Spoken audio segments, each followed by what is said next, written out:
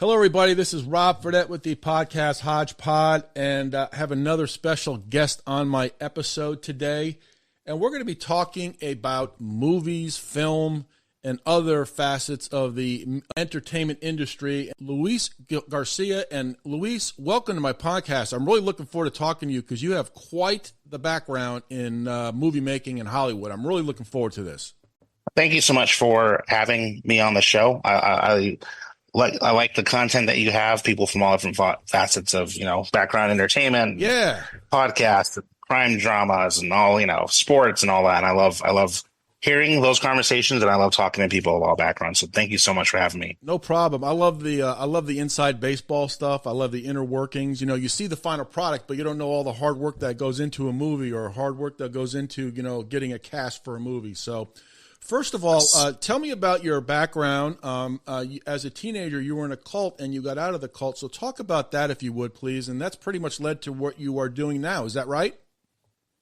Yeah, I was in, I'm not sure. I'm sure you've heard of the Jehovah's Witnesses. They're the folks that knock on doors on Saturday. And, I consider that clinically or technically to be a cult. I shy away from most people that have left the church, like most of my friends that have left. I really concentrate on like the negative aspects of that. I really try to focus on the good that it showed me in my life and the good things I could take from that. But growing up, we weren't allowed to do many things that other kids were doing, like celebrate holidays, celebrate birthdays, watch violent cartoons, attend sleepovers to kids that weren't witnesses or play violent video games. This is stuff that you would normally grow up doing or weren't allowed to do. So that literally led to a big fascination with me and my brother of watching tons of television, trying to get to the movie theater whenever we could, and just super obsessed with that escapism. I actually wrote my first screenplay when I was 15 years old, kind of self-taught myself how to do that, and just always had a passion for the cinema and seeing the world through, that kind of lens. And and now I'm making films on the independent level. Started when I was in the early 20s, 47 now, can't believe.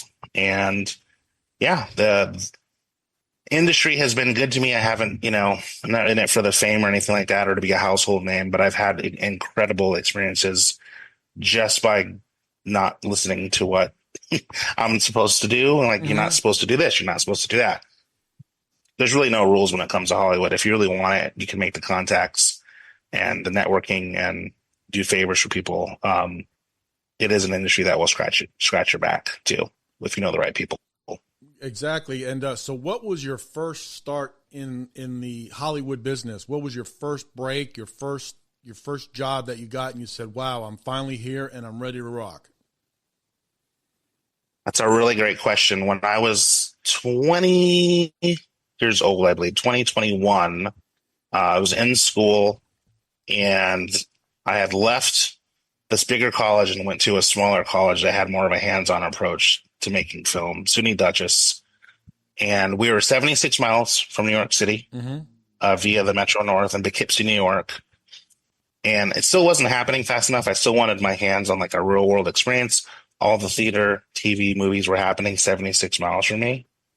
And so I just remember looking in Craigslist or Mandy.com for an internship, looking for anything. And I saw this one ad that said, recently award-winning production company seeks hard-working intern.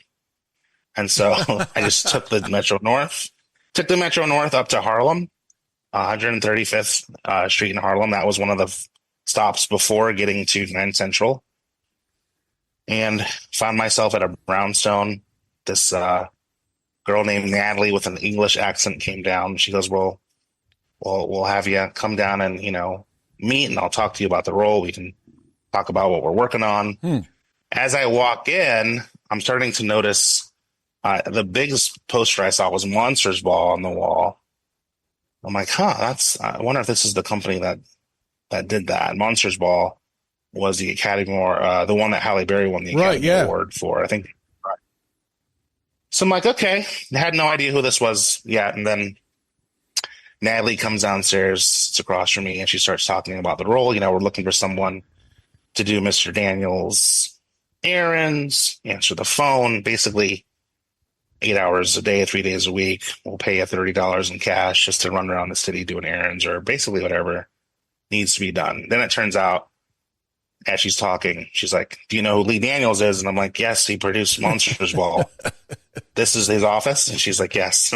So she said, "If you come back tomorrow and you do 8 hours and you do well, we'll invite you back for as long as you want." And it's usually a 3-month stint.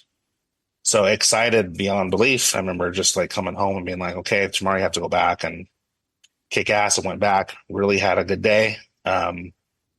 And they weren't kidding. I mean, they sent me all over the city to do errands, drop off casting tapes, pick up things, dry cleaning, pick up lunch for everybody. And I didn't really know the city quite as well, not that part of the city, but I knew the Bronx pretty well because that's where my grandparents were. But, New York was a pretty friendly place. If you get lost, you can always just jump in a cab, or if you want, you can ask for directions. Usually 9 times out of 10, people are cool. But that was an incredible experience. Lee was working on his first movie at the time called Shadowboxer with Helen Mirren and Cuba Gooding Jr. He was just about to start directing that film, so that I was able to be around with the development process of that script, offer advice and give my notes on the script, and kind of see the casting process and all that.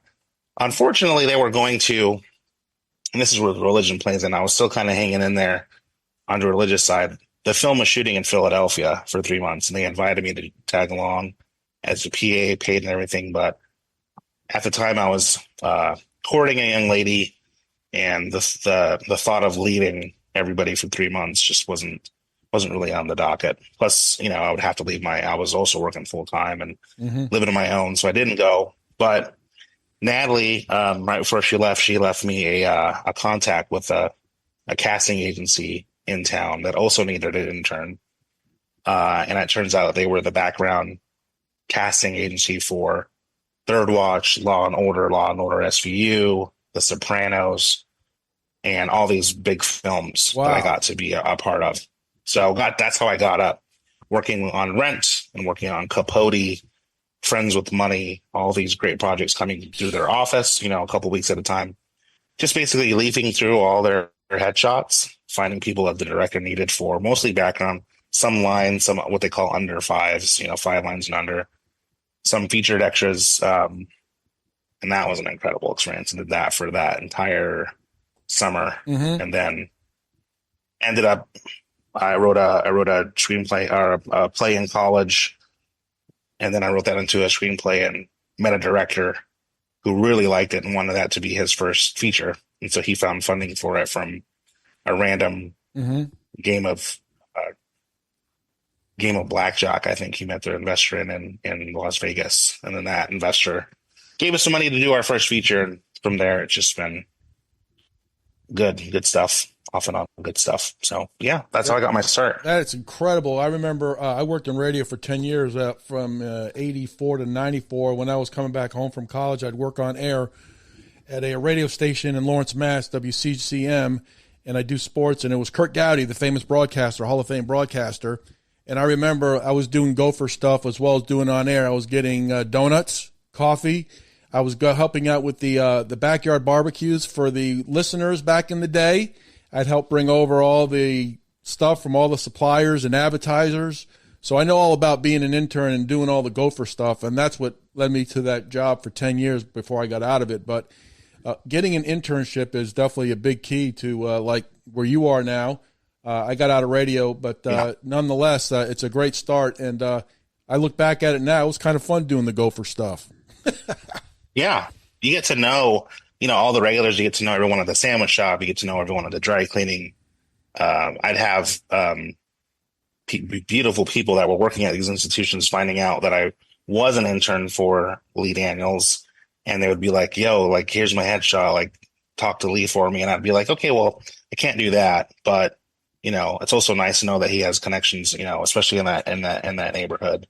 And he was a big proprietor. I think he still is. I'm not sure where his offices are now, but he would, do a lot for the neighborhoods as well, And so one of the producers there, and her name is slipping. She was so awesome. I would hear her making calls all day for favors. They at that time they did a huge Rock the Vote with Bill Clinton at the time with Nick Cannon.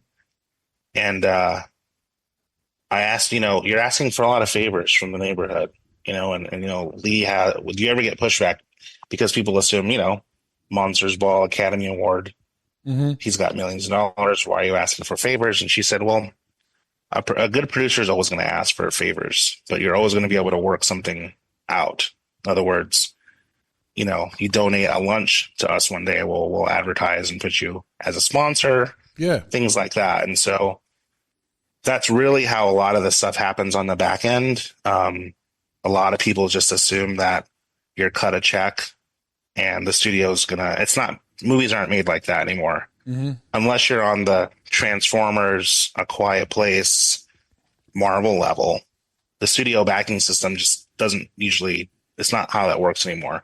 Usually for studios like the A24s and the Neons and the Magnolias, they provide distribution, but you really kind of have to come to them with the project.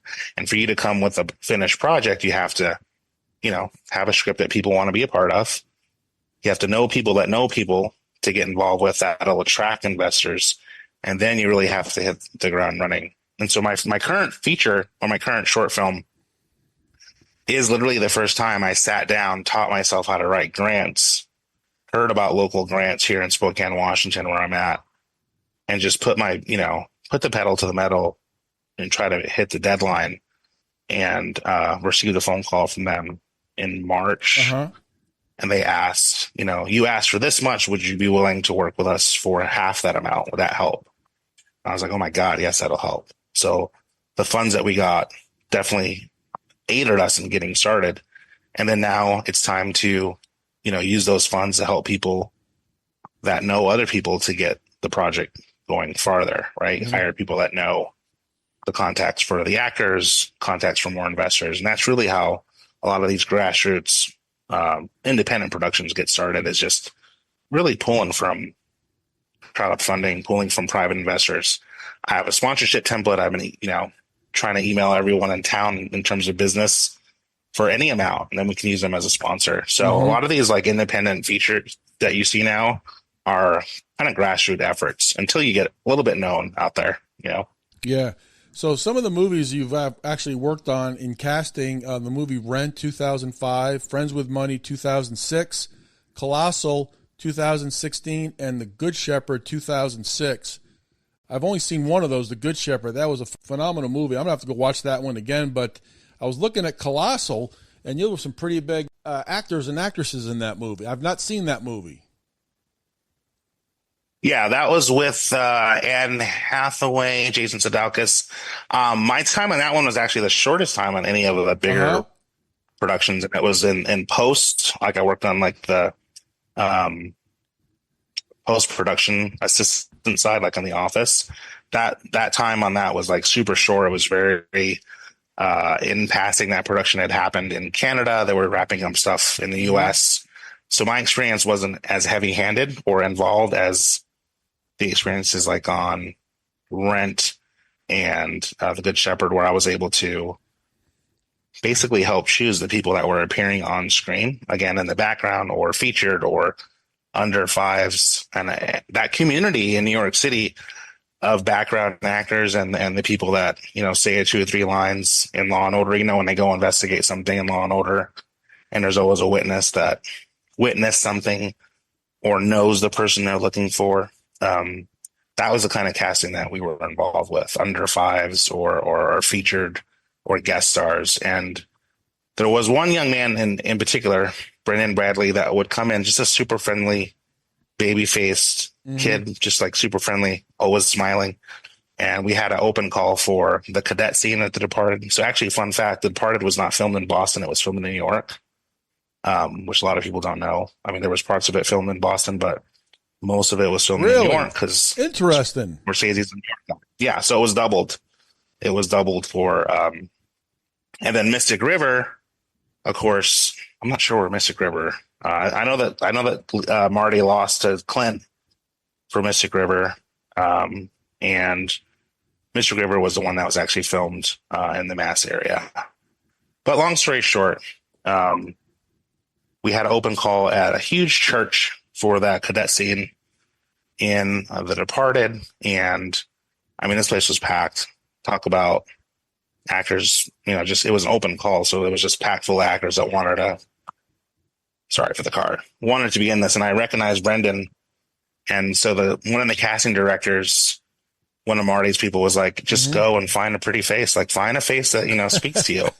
And sure enough, I'm like, Brendan Bradley, I remember you. So Brendan ended up working on The Good Shepherd, which I didn't get to go to set on that one, but he worked close enough to Matt Damon, De Niro, and Jolie, and just watched them the whole time he was there. He said De Niro's a very quiet director. Each take, Angelina would go play with her kids, and Matt would just kind of be on his own, kind of rehearsing lines, going in circles, kind of. So like, oh, that's really interesting. And then Brendan ended up being the Staples guy, the national spokesman for Staples. Wow. In LA. and he actually played a part in my first produced feature film. I hired him to be one of the characters. So that network of actors, especially, I mean, actors, this whole industry is a small world in general, but the actors in New York are still very small, tight-knit little community that, you get to know people. You figure out what project they're working on next, and that's kind of how you keep steady work, depending on what you do on and off camera. So, yeah, interesting stuff. That's fascinating. So, The Good Shepherd, if I remember correctly, I'm going to have to go back and watch it again. Matt Damon, Joe Pesci was in that movie, right? I don't remember Joe was in that. Was he? I'll have to look at it. You'll have to excuse me. Let's look. Yeah, no worries. Like I said, I don't remember that one that well. I just remember the cast and remember De Niro, it being his first. Let's pull that up. That I think he was on that one. Alec Baldwin was in that movie. De Niro. Yeah. There we go. Billy Kudrup. I mean, I'm looking at the cast right now. You got Jolie, Matt Damon, De Niro directing and in it. Michael Gambon, Billy Kudrup, Timothy Hutton. I mean, this is an incredible cast. Joe Pesci was in it. He played Joseph Palmy. And a young Eddie Redmayne also was in that cast as well. So Joe Pesci was in that movie, right? Yeah, okay, he was. Wow. It looks like he had a part. Yep. Wow, that's incredible. Yeah, and they've been in quite a few movies together. Was it Raging Bull, Casino, yeah, Goodfellas, and The Irishman? Yep, The Irishman. So 5 films, man. Yep. Unbelievable. Yeah, well, yeah, one of the coolest experience. Like, not to keep talking about the past, but I think it's important to reflect, where you've been and where you're headed, right? Like, it's always sometimes, I got married, got divorced. Now I have 2 teenagers. We're in Eastern Washington right now. Having 2 teens takes a lot of time and, a lot of money. And I love being a dad. During COVID, I didn't think this was ever going to be possible. I didn't think, us moving to this area so far removed from film. I didn't think kind of thought that part of my life was over. Super grateful for all the opportunities, but sometimes I would sit and reflect and be like, oh, wait a minute. You're the guy that was a casting assistant that actually worked on The Night Listener with Robin Williams and got your friend to be a waitress in a scene with Robin and partnered with a local diner there to get them to shoot at scale there. Like, you were that close to that production. Like, you're that producer, that producer blood's in you. Certainly you can make things happen here, right? And I just was so far removed. And then I got a random email from Don Sano, a local director here. He's like, I saw your resume and would love to talk shop about, making our own little community here for some newer people. So long story short, here's where it gets really cool. I used to work with a stunt coordinator named Jerry Bucksbaum, and he was a stunt coordinator for a show called Z Nation that was shot here in Spokane. It was like The Walking Dead, but like the Sci-Fi Channel's version of Walking Dead. And he bought a studio out here in Idaho called a Mystery Ridge Movie Ranch. And he hires out his studio. They have a little Western town there. And eventually what started happening is people from out of town, Canada, Italy, LA, would hire Jerry's Western town and his studio to do films. And so I made the connection one day. I'm like, oh my God, that is Jerry. I told Don about Jerry. We ended up shooting a lot of Don's movie at Jerry's studio right up here in Idaho, 40 miles from here. He's producing my short film now. And that's kind of how that's all started happening again, was just randomly Don called me because I had my name on the Spokane Film Project here in town. And I always feel like film kind of just comes back. It always finds me somehow, even if I'm not actually working on it. But now that, we have the grant for this and things are really picking up, I'm going to be pursuing this as full-time as possible. And my goal is to make this my full-time job, somehow support myself and the family doing this as much as possible. Just being all in. The kids are older, about to go to school. The stakes are a little less when they're on their own. So, well, what's fascinating about you just mentioned background actors. So I don't think I'd be a very good one because I always be looking at the main characters. Trying to. I wouldn't be very good at that. I don't know. I'm just always nosy looking at what's going on. But how do you pick? You take this for probably granted when you watch a movie. The background actors, they're just as important as the main draw in the movie. So begs the question is, if you don't have those to make it real, the movie doesn't probably come out as good, right? Yeah. And you could always tell naturally if something looks off, if you have a lower production and the background actors look off. There are times where background actors are caught overperforming in their scene, like trying to get attention. There's a classic, I forget what movie it is, but it's an 80s film where they're panning across the audience. You can actually see the guy. They didn't cut it out. He was like overperforming for the camera. So as a background casting assistant, you'll get the casting director on the film will send what they need over, right? They'll say, we're shooting a banquet scene. It's black tie. We need someone who looks good in, a tuxedo or banquet attire, mostly standing the whole day. It's an 8-hour shoot. Here's the rate. So what you do is you go into, back then, I'm sure it's changed now. We started getting into digital headshots then. You would just start leafing through your tuxedo or black tie section of your headshots and then looking through, okay, this person looks great. Do they still look this great? Is there an updated picture of them somewhere? So you would call them or call if they were with another agency, can I get an updated picture of this person? Or call them. That was my favorite part, was calling them and saying, hey, what's your availability? I got this project.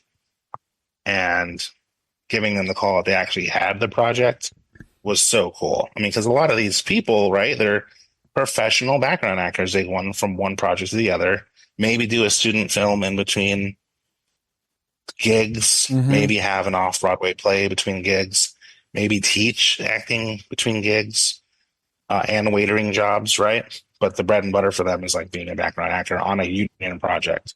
And then there was the non-union side, and then there was the SAG-AFTRA. That's right, when the merger started happening side. And the SAG-AFTRA background actors always make more, obviously, because they're union. And that's where, you could see like they could make a living that way.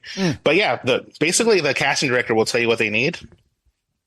And within the background acting world, there are celebrities within that world that you're like, oh, this person has worked on so many productions that you can call them. There's actually a homeless gentleman named Radio Man, and he plays Radio Man in so many New York productions that when you see him, you're like, well, there's Radio Man.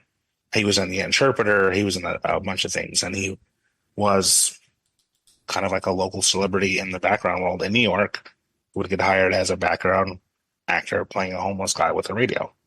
And there's tons of examples like that where you could rely on these folks to show up and be professionals and totally kick ass for the day. And really energetic group of people from my experience. I remember this was back in the early 90s, 1991. I was working in a radio station in Lowell, Mass, WCAP, and I'd go in early in the morning to the radio station and do sports, the morning show. And I remember one morning I was driving and I saw like all these 18-wheelers. I'm like, what's going on? It was like 10, 11, 12 of them.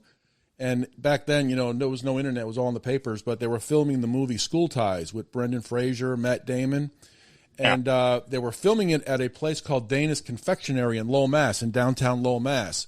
And I'll never forget it. When I ever watched the movie, it was staged in Pennsylvania, if I'm not mistaken, the first part of the movie. But Dana's Confectionery, and they were there for about a week, 10 days to film probably a small bit in the movie, which was at the beginning when they had the fight with the private school kids, Brendan Fraser and the the bikers, with the T-shirts and the cigarettes in the sleeve. But I always look back at that. I was like, man, that was just like a week and a half, and then they were there, and then they were gone. Yeah, they come in, and now they're gone. There's a movie. Have you heard of the movie The Deer Hunter? Yeah, oh yeah. Michael Cimino's Deer. Yeah, well, he followed up that movie. This is again about what I'm talking about. Film always, I don't want to say creeps its way back in because it's something I love, but it's always something that I've had to step away from in different parts of my life because, the money wasn't there, the time wasn't there, kids, jobs. But when I was living in Portland and the kids were up here with their mom, there was about a 1 year part where I was living in Portland for work and then coming up. The idea was to always move up to this area, and COVID happened, so that really sped things along. But I got on a train all night for my daughter's field trip here in Idaho, and we ended up on this school bus in this place called Wallace, Idaho, which is a mining town. We were going to do a field trip down this mine, wear a hard hat. Super cool experience. Well, as soon as I got there, I started noticing all this like memorabilia from like film trucks and like walks, like pictures of Chris Christopherson and Rebecca De Mornay. I'm like, what the heck is going on here? Well, it turns out Michael Cimino followed up The Deer Hunter with a movie called Heaven's Gate, and they just basically moved into this Wallace, Idaho town. Basically, took over the town for like 9 months, and so that town has like the memorabilia everywhere of them just taking over. I mean,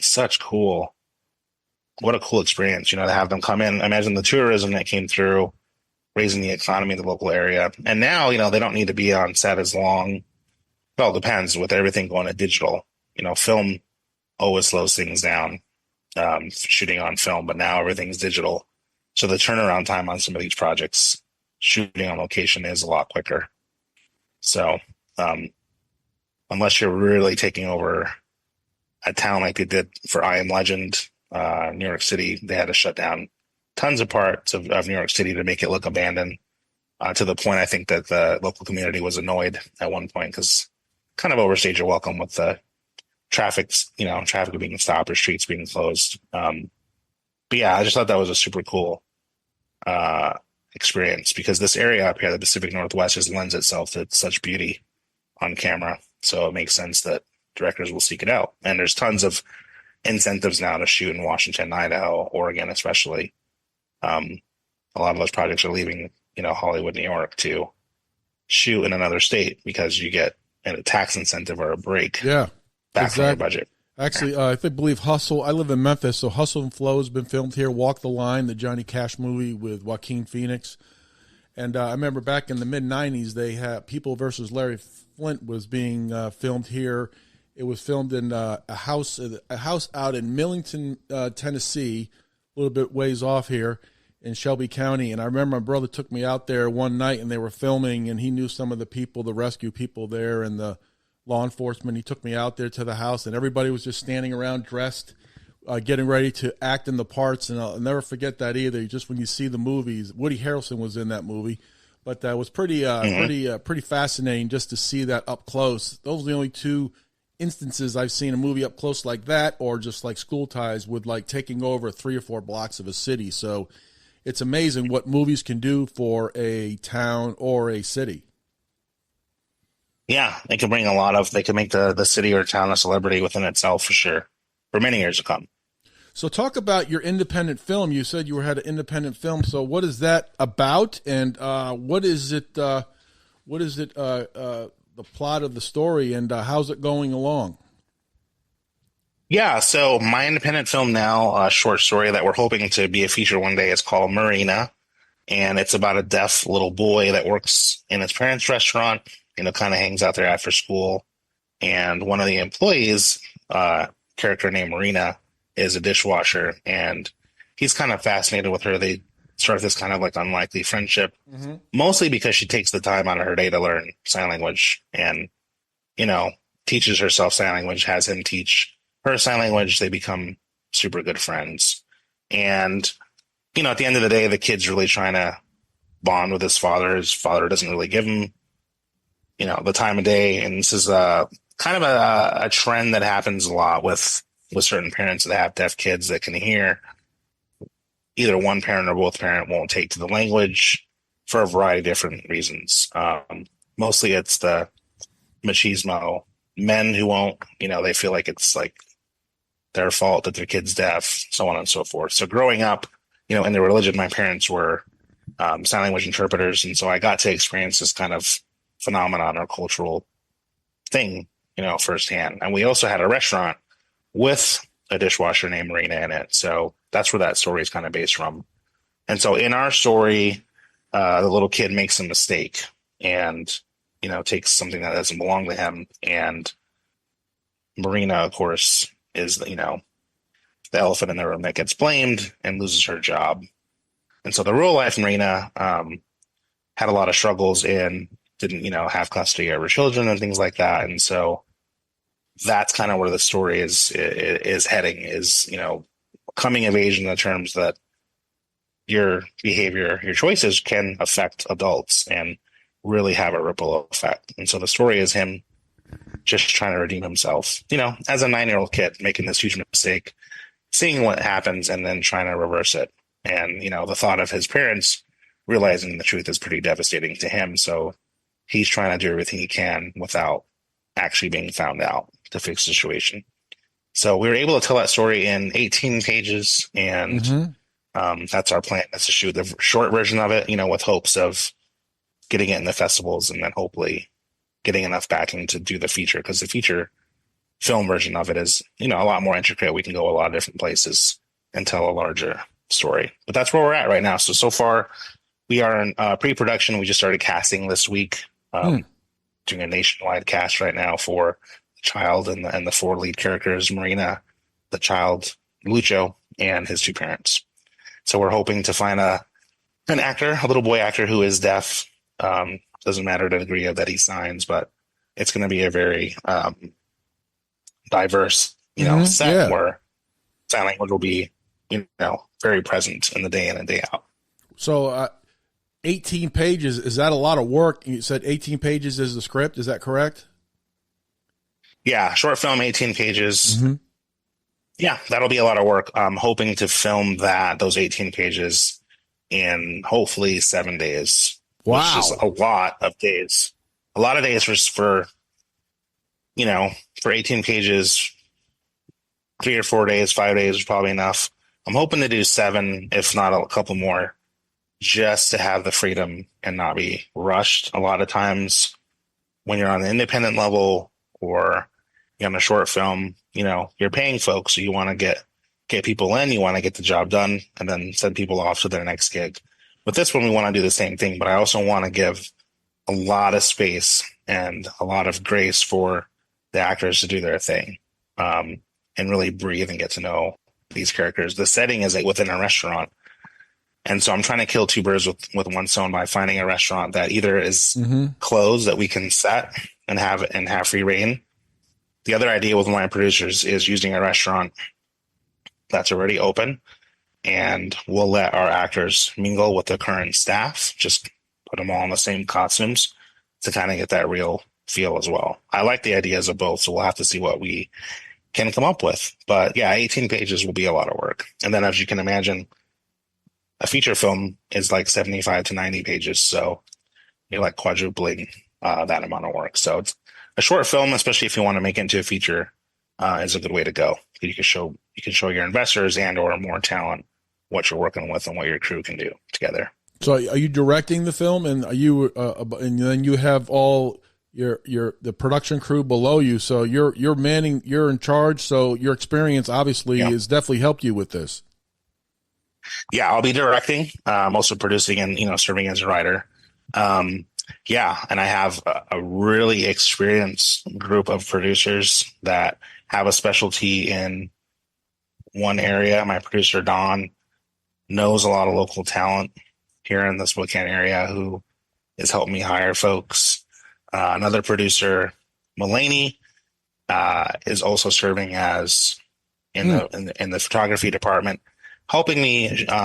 She's is a deaf woman, obviously speaks fluent ASL, and so her specialty is showcasing deaf talent and deaf actors on screen. So she's going to be helping with the framing, making sure that our framing is correct so people are able to be captured on screen. She's worked on films like A Quiet Place, where some of the characters speak sign language.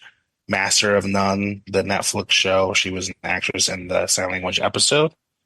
And so we're really trying to, get the best that we possibly can with our budget. But yeah, I'll be in charge of all those departments coming together. And that's basically what directing is making sure your vision from brain to paper makes it from brain to paper to camera to film, and seeing that vision come alive. So you really have to go in knowing what you want. Thankfully, I have a great director of photography in LA that I've been working with. We're pre-planning every shot, trying to storyboard as much as possible. And, the idea too is when we get the set locked down, you want your production designer and art people in there to dress the set. You want the lighting to be pre-lit. You want your actors to be pre-lit. That way, when it's time to go, you're on set and you can just go. So, 3-4 pages a day, let the actors breathe, let them do their thing. And then there's always going to be stuff that comes up. Something's always going to break. A permit may not come in time. So there's always going to be something. It's synonymous with filmmaking. There's always going to be a challenge that you have to kind of work through as well. So that's to be expected. Well, when you get when you get Marina up and running and out for a release, I'd like to have you back on and we can talk about that film strictly, and then really get into the inside baseball of it, because I find that to be fascinating. I think that'll be a great short film. I think that's phenomenal. Yeah, and the challenge is, I'm again pulling all the positive things from that experience growing up in that religion. I never would have been exposed to sign language. I might have been, but not to that level had I not been raised that way. And the community, accepting me and my brother and my parents, it is a tight-knit community, the deaf community, not real trust into the hearing world. And so to be included in that community was just, life-changing. Made some really good friends and some mentors. So that, yeah, it's going to be a challenge, conveying a story that's mostly told through sign language, and working with actors that, we're looking for folks that have some familiarity with the language. We will have an onset tutor and some classes before that, but we're trying to keep it, as genuine as possible while also honoring the community and not,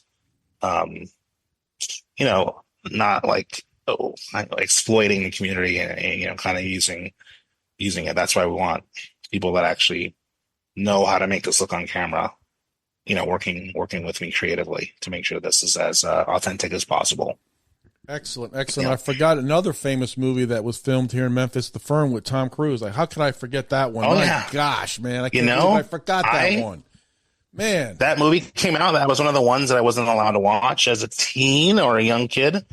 I just saw The Firm for the first time about 6 months ago. I read The Pelican Brief as a kid. I read The Client, The Chamber, and then I ended up reading The Firm. I had never seen The Firm and watched it. And yeah, their take on it, that was the first John Grisham book that was adapted. And, you had Tom Cruise. I mean, you're not going to go wrong getting Tom Cruise. Oh, no. But it was a really well done adaptation. It was really well done. Yeah. Really intense at the end there, too. I had Ruther Hauer. I think that was Ruther Hauer. Yeah, I liked it. I thought they really did a good job on that one. Yeah, that was really phenomenal. And, Tom Cruise, 2 years before that, The Firm came out in 93. Then you had A Few Good Men. And then, of course, Top Gun, really he shattered all the records with that movie as well in 86. But, yeah, it's amazing how I can't believe I forgot that one. The Firm is just, it's an extraordinary movie. A lot of the landmarks are still here in Memphis. You'll drive by the Cotton Exchange building or down on Harbor Town there near the Mississippi River, and the Front Street Deli on Front Street. So it's kind of cool. Like it's even 30 years ago. It's pretty awesome. So there's a clip that I saw on one of the, I think it was on Instagram. This was a few months ago, and it was Leonardo DiCaprio. He was acting, or they were getting ready for a scene in The Wolf of Wall Street. And he was just standing there, and they were getting ready to do this 5-second scene. And he was just like totally focused, looking down. The background actors that you're talking about, now you're really teaching me about this now. They're all there, and then they did a cut. And he shook hands with somebody, he walked off, and like the people in the background started talking, and then the scene was over. It was amazing. Yeah, I know the clip you're talking about. That is an amazing clip to watch. Everyone's locked in. Yeah.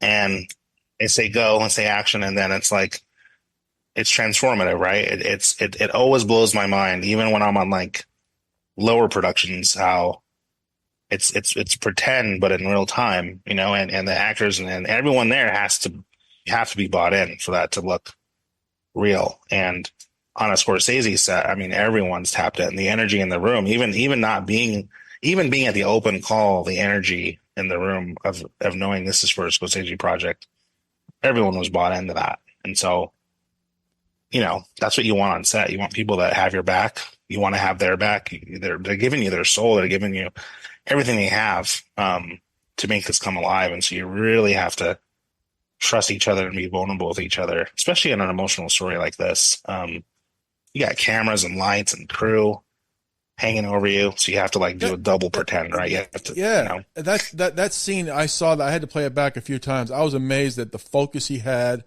That was extraordinary. I just blew my mind when I saw that, and that was just a 5-second clip. And you said, you have lights, you have people all around. How do actors like get locked in like that? Is there something they do differently? Because I could never do that. I'd be always looking around trying to see what's going on. I'd be like freaking out, like I'll mess up a line or something like that. How do they focus like that? Well, it's a lot of practice. I know that I've acted before in different capacities, Oregon State Lotto commercials, all this kind of stuff. And I learned a lot from watching. Michael Caine has this YouTube series from back in the, someone like recorded it and put it all on YouTube. And his thing was just being as prepared as possible. So let's say you get hired to do a 2-minute part with this well-known actor. You got 3 lines, and it's your day, you're up. So Michael Caine's approach is no matter how much you have to say, know what to say. Like read those lines over and over. Like study the scene, read the lines coming up to that, read the lines after that, you're done. Know where you are in the story, where your part plays into the story, and really just over and over, make sure it's just verbatim in your head. And then reacting is also huge, right? Acting a lot of times when you're first starting out, and you can tell with some of the first time actors, I've done it too, is you're in an acting class, or you're on your first scene, and you're waiting for the person to say their line, so you can say your line. Oh no, that's my time to say it. So you can kind of see that tendency. Some of the early actors you can see will get a cut because they're mouthing the person's line before they even have their line. That happens a lot, especially with little kid actors. What you have to do is really give the actor room to react to the scene. So instead of waiting for their line and acting, you have to react to your circumstances. And especially in film, you're not going to be theatrical. That's for the theater. You're going to be theatrical in the theater because you have to get to the last row. They have to hear and see kind of what you're doing from the last row. In film, you have to really bring that down and react. And so that I learned from one of my acting teachers, Ted Rooney, who was in Boardwalk Empire on HBO, and he was the neighbor in Gilmore Girls, the real tall guy. And he would always say, Luis, you're schmacting, which is like overreacting. You need to act and react. So you need to bring what would Luis do? Like if you're being interrogated, they're asking about your cousin. You're not going to be all flippy flousy. You're going to say as quiet and say as little as you possibly can. And that's when I really learned how to be reactive to the scene I don't know if you watch Stranger Things. There's a young actress, Sadie Sink, the redheaded girl. She's got the reacting part down. I mean, she is in the moment with everybody, knowing what's going on the screen, knowing how her character relates to the story and how she's reacting in the situation. Because every scene is a different situation that you have to react to. You're in an argument. Someone you have a crush on is showing up with someone you don't like. I mean, there's so many things. He would talk me through scenarios like, all right, Luis, I want you to, cameras rolling, you're in a suit. This actually happened to me at Oregon State Lotto commercial. John Manning, great director. He's like, I'm going to walk you through a couple of emotions just so we can get different parts of you at this party. I don't want you to say anything, but right now I want you to pretend that someone's telling a story about you that's a friend of yours, but you don't want this story being told to this group because you're at a party and you're trying to impress, so-and-so. So he's like, what would you say to this person? So I was like, things like that. He's like, okay, now, your boss walks in. You don't want your boss to be here. You don't expect him to be here. What are you going to do? So he walked me through all this and they actually played it, certain levels of that in the commercial. And I was like, wow, that's like, and that's what a director does. They don't tell you what to do. They kind of coach you to the process. And really, it's up to the actor. If you let your actor have that room to breathe, and if they've done their research and know the character and know the scene really well and know how that character reacts in the situation, that's when you really get performances out of people. And it takes time. I mean, watching Tom Hanks now versus Tom Hanks back when he was doing Bosom Buddies, it's completely different. Oh, yeah. It takes time to do that, and I think your episode, by the way, with the gentleman who wrote about the 90s films. Yeah, Scott Ryan. Yes. Was talking about Scott Ryan. By the way, great episode. Thank you. I was writing down every movie from the 90s that I had missed. I'm like, I have a list now. Yeah.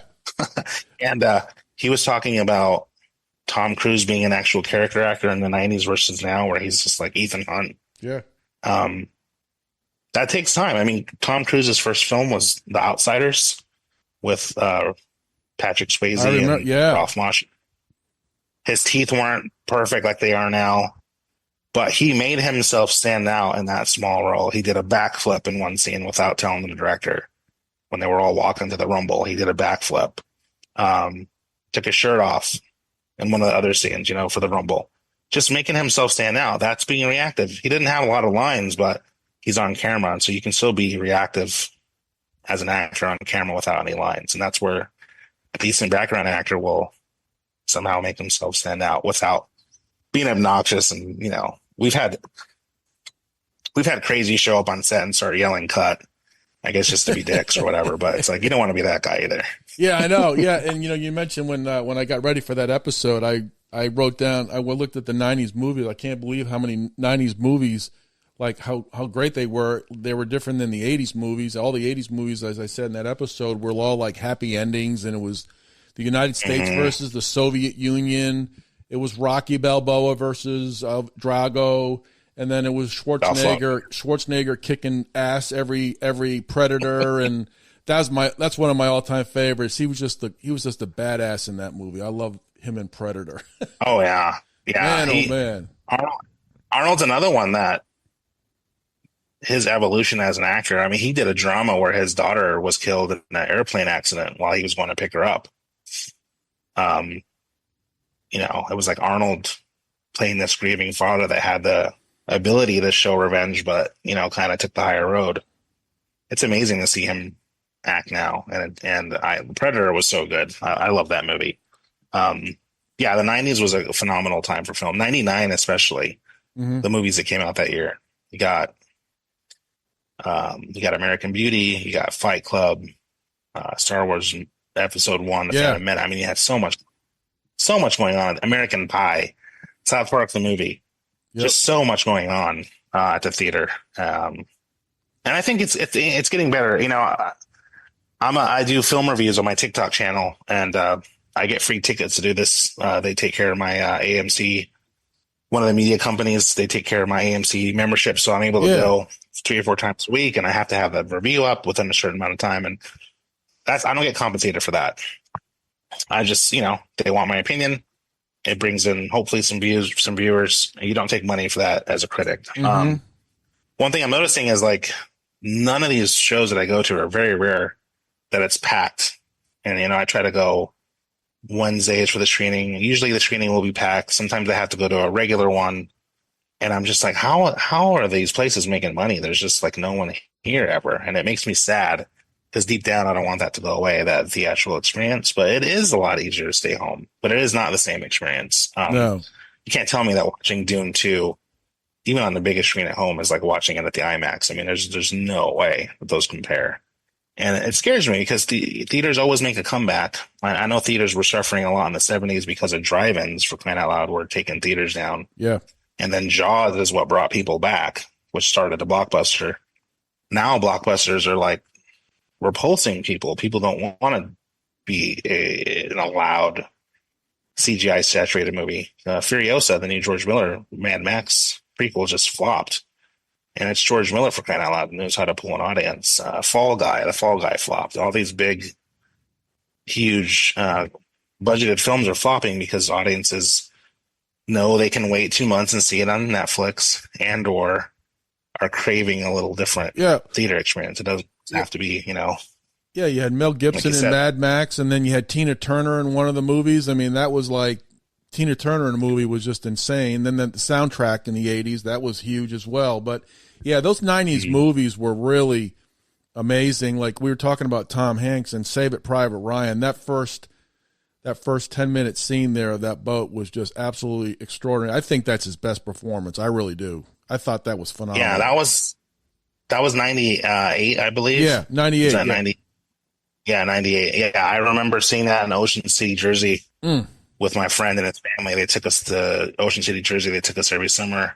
Me, my friend, and his dad saw that. And I was sick. I was physically sick from, and I had total new respect for vets and what they went through, but there were veterans in the audience, and it was an emotional experience. And I was shocked at how he shot that.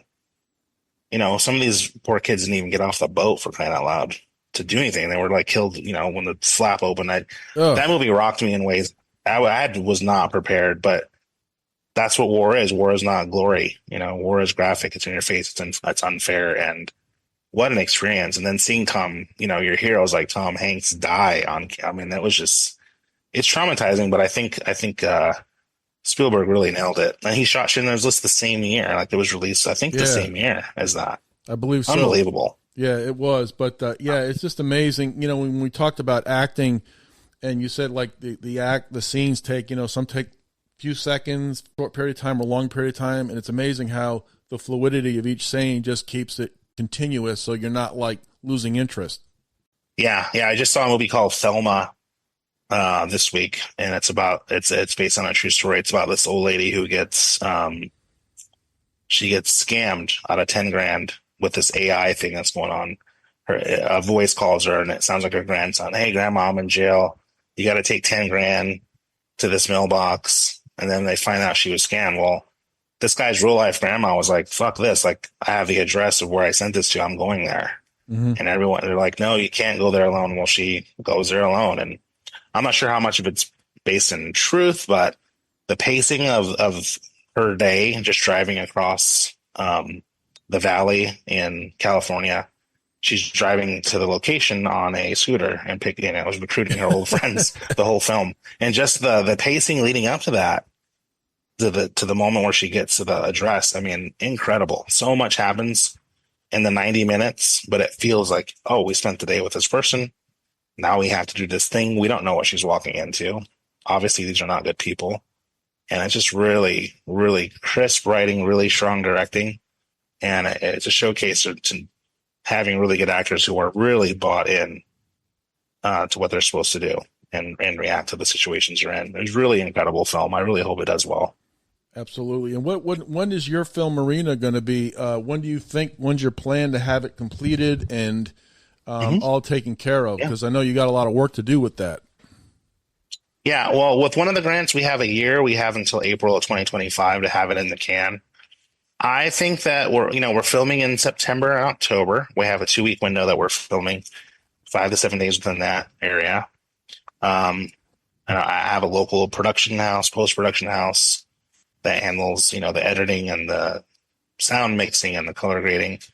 I'm hoping to have a rough first draft assembly, where I'm like, okay, I can sit here and nitpick. That actually happens a lot sooner, Mm-hmm. or an assembly cut.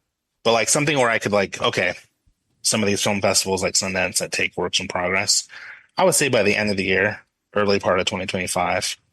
Really want to give it, we took a lot of the time on pre-production on this because first of all, I want to hire the best that I can, but I also want to give ourselves room to plan. And so when we're on this location, we've already been in there lighting every corner that we want, making sure we have a costume designer that's waiting right now for the skin tone of our actors and pictures from the location we choose so she can design the restaurant uniforms, and working with our director of photography to make sure that stuff pops. This is the first time I've actually had a proper proper funding for my own project where I can do these things. I've seen it happen. I've seen it happen on Rent and The Departed. You have trailers, people running around. You have people being fitted, makeup showing up and, doing last looks before the camera rolls. It's cool to watch all that. There's a lot of people that make these things happen. And this is the first time I'm getting a little morsel of like, oh, I can really do this as correctly as possible. And so super exciting. Yeah. So I'll hit you up. It's going to be, Yeah. When we start shooting, I'll hit you up. We're going to have some other people doing B-roll documentary style to kind of capture the making of the making. So I would say, yeah, first of next year, we'll have something. Excellent, excellent. So talk about acting as well, like when actors, like the big time actors, what's your experience? What is it like with them on set? Do they keep to themselves or do they mingle with the production crew, or how does that work? Because you must have some stories, but you don't want to divulge, but maybe just say, what is that like when they're there? No. I love talking about that. So I didn't get to go on set because it was away from the office for the night listener. But Robin Williams was definitely someone, as you can imagine, that loved to mingle with everyone. I actually did get phone calls from the set where I could hear him in the background having everybody laugh. He loved to be the center of attention. It was a small budget, so sometimes he would order extra food on his dime because he didn't like the crafty that they had. Very interactive guy. Wow. Let's see. Chris Columbus, the director of Rent, someone that definitely stuck to himself. Can't blame him. He's responsible for this massive production. It's a musical. James Franco was someone that read books, would go right to his book. This was for a movie my friend was on, and he's like, yeah, every take James just goes to his book, doesn't interact with anyone. Let's see. Yeah, it's half and half. Some I've never experienced this, but I know that some actors on like D'Onofrio on Criminal Intent, he was someone that would fly off the handle quite a bit, lock himself in his trailer, would interact with everyone, cast and crew. It all really depends on the person. Mm-hmm. They're not going to be your best buddy, but it all really depends on how they're feeling and I guess who they are. Hyper focused, I guess. Hyper focused. Yeah. Robin Williams, gregarious, just loved being the center of attention and had everybody laughing. So that was just his personality. I know that my buddy said Angelina was very in tune with her children that were on set. Mm-hmm. So that was her focus in between takes. So that's pretty cool. Some inside baseball stuff. Like what's going on and you see the final product, but what's all the work that goes behind the scenes. So that's pretty awesome. So got to act with in a scene with Richard Chamberlain on an Leverage episode. And I was like, oh my God, Richard Chamberlain, Shogun, this legend. And he just could not, for the life of him, could not pull it together just with his lines. So and I had a script reading of one of my scripts that night. And I had a local agent. And I was like, I've got to go. He's like, well, they need you there until it's over. So every time we would roll, he would just flub.